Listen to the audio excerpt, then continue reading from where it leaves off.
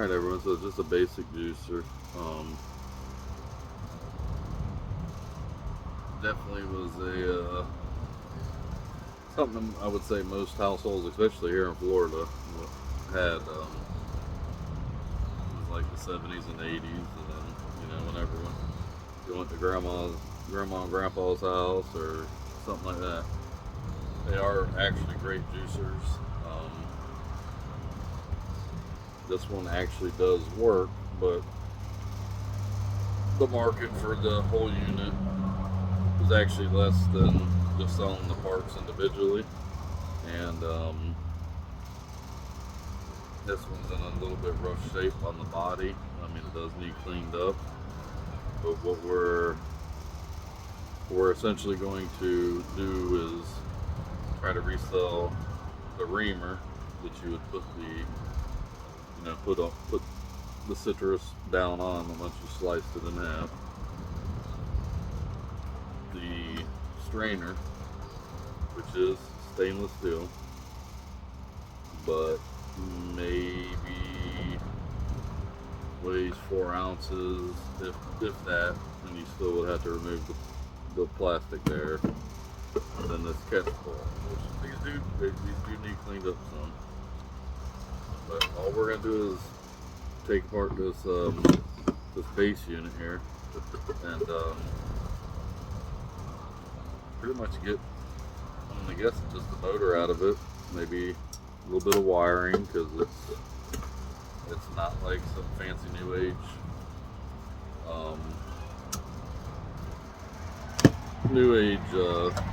one that has all the bells and whistles and everything else. So we've got a piece of steel, maybe a pound,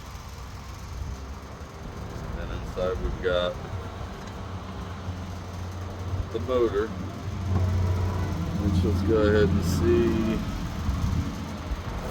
Be lucky enough, since it is an older motor, and it is a copper motor, so that's good. It's got 3 screws here on the bottom.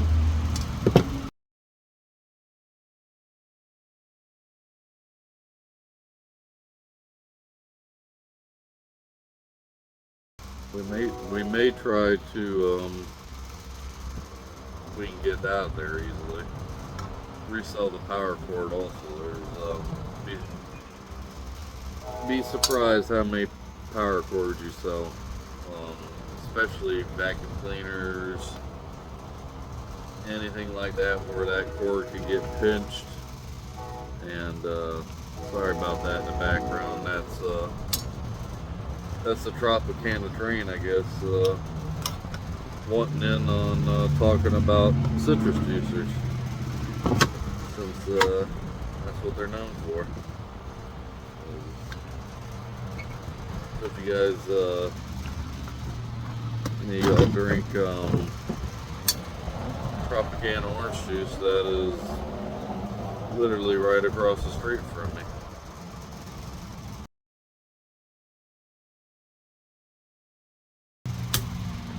Simple motor with a tiny bit of coated wiring, and not much else. There's the little contact here, possibly some silver contact on it, but other than that, I don't think that, nothing else is really going to be worth messing up too much.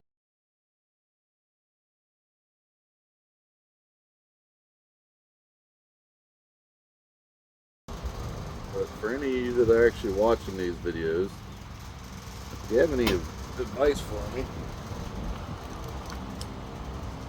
as in talk less, talk more, don't ramble, speed it up type thing, like, the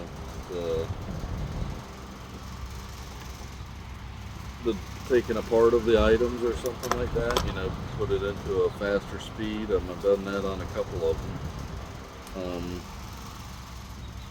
any suggestions would be helpful, because this is definitely all new to me.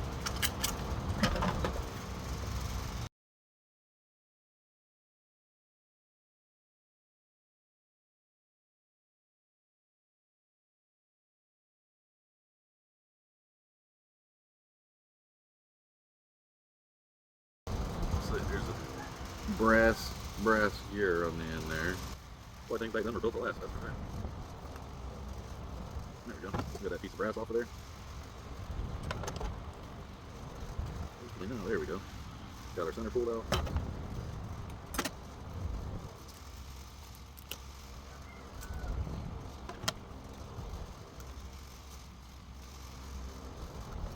The thing is, and I could be wrong, but these, at least they don't appear to be too badly coated in lacquer.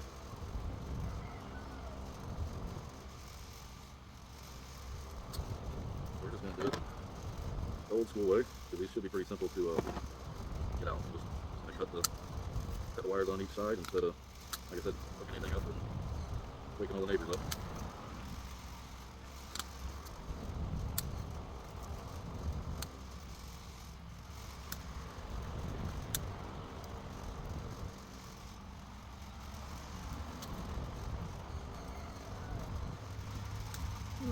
Actually, I don't know if anybody's seen these on Amazon. I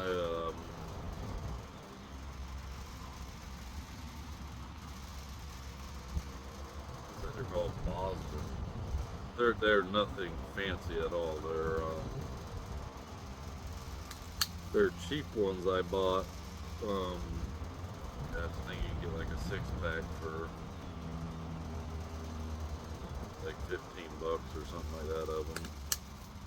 But they're small and they're very sharp.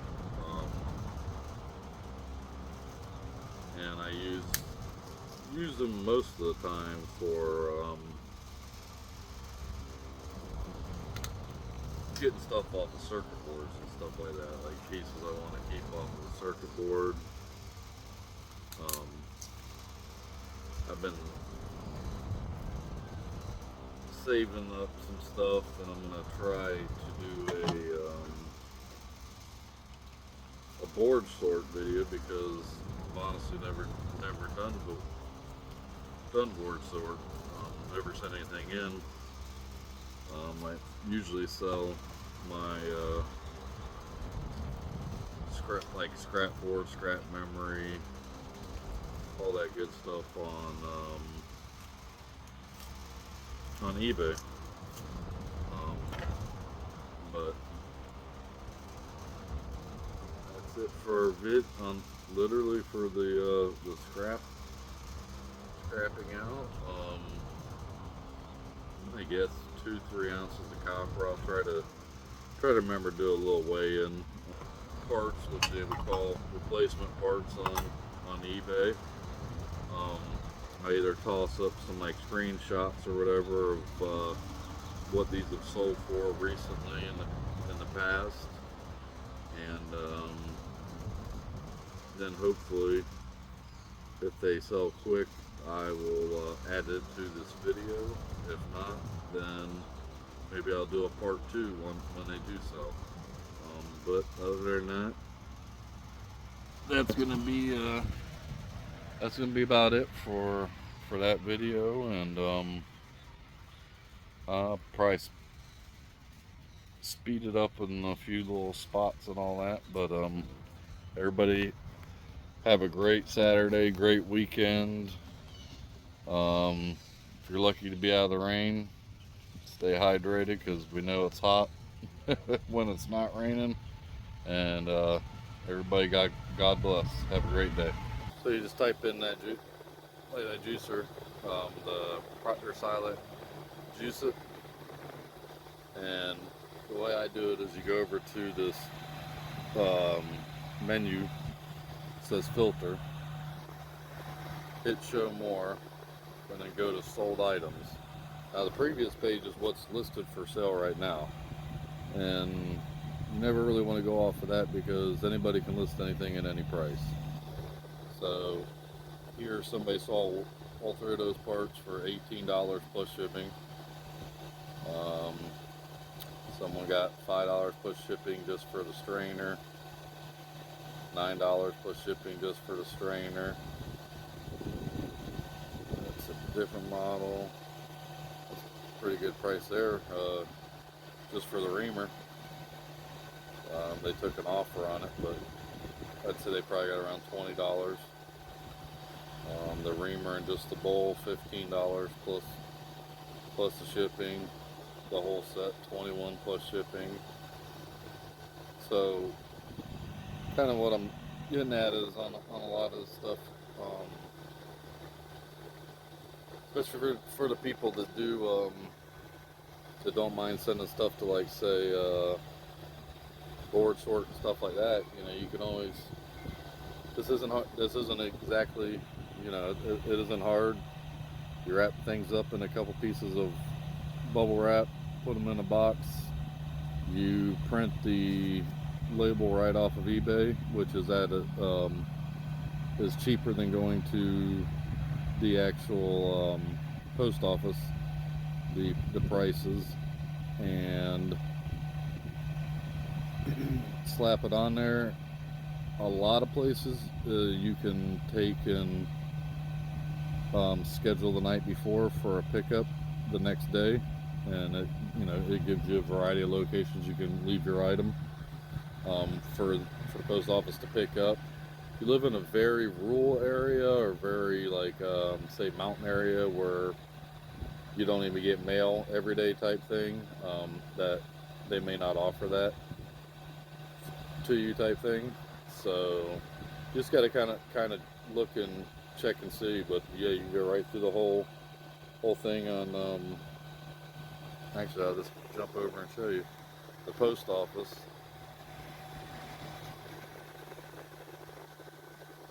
So you can go to USPS right down there in this bottom right now, schedule a pickup.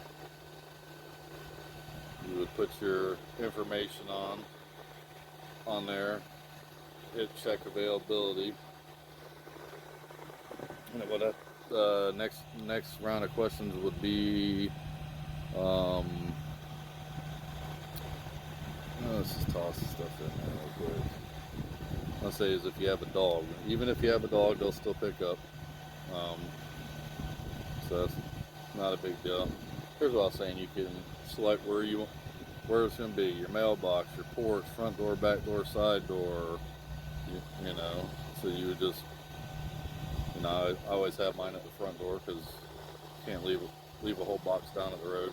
If you got any additional instructions for them, we put on ours because we don't have much of a covering, that items will be in a tote outside the front door. Unless it's raining, please knock and we'll bring them out. You go to your next step. You can just hit pick up during regular business hours, since it's the weekend right now. Monday would be the soonest. You would schedule it and say, like, that item right there would be, say, I don't know, let's just say 2 pounds, or you sold one item, you want to send it ground, and I can't get the one. Put your pounds in there, and then you would collect, not the first one, but the second one. These packages do not contain any hazardous materials, I read and understand, and then schedule a pickup. I'm not going to do it because I'm going to be scheduling a pickup here soon, come Monday anyways. But hope this helps for anybody wanting to try to sell some stuff.